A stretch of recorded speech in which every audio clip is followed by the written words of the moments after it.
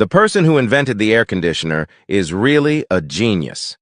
A few simple steps can make a room very cool in the hot summer. So, how the air conditioner works. It's very easy to understand with 3D animation, but before that, we need to understand some basic physics knowledge.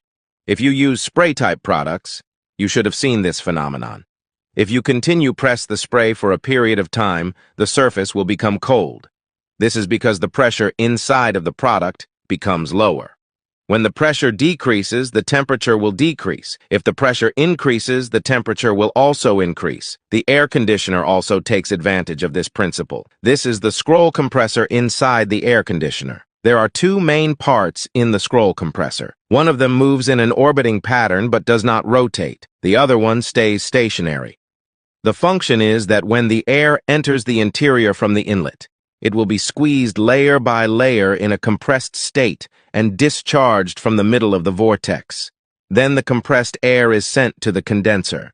When the temperature of the refrigerant that is pressed into liquid and passes through the compressor becomes hot gas above 80 degrees Celsius, a fan is needed for cooling. And this is why the fan blows hot air. I guess when you were young, you must have thought that the hot air was sucked out from the room through the air conditioner. Now you know the reason. When a liquid evaporates, it absorbs heat and turns into a gas. When it transforms into a gas, its kinetic energy becomes stronger, and when a gas loses heat, its kinetic energy becomes weaker and becomes a liquid. In other words, a frozen gas becomes a liquid, and a high temperature, gaseous refrigerant loses heat while passing through the condenser, so it becomes condensed and becomes liquid at the outlet.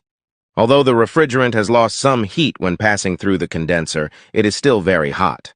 The temperature is about 50 degrees Celsius. The high temperature and high pressure liquid refrigerant flows into the expansion valve.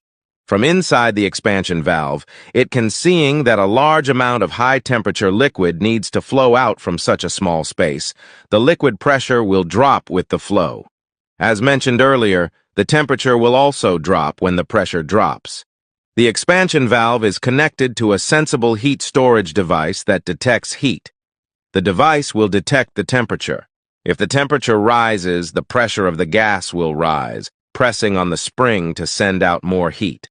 When the evaporator outlet temperature drops, the gas pressure drops, and the amount of refrigerant entering the evaporator will also drop, so the air conditioner will. It can intelligently control whether there is too much or too little refrigerant. Then the refrigerant passes through the pipes of the evaporator and takes away heat in the process. When the fan below starts to run, since the wall-mounted air conditioner cannot occupy a large space, a liquid wheel fan is used instead, propeller fan. In the summer, we all know that when you put a cold glass in the air, its surface will be covered with water.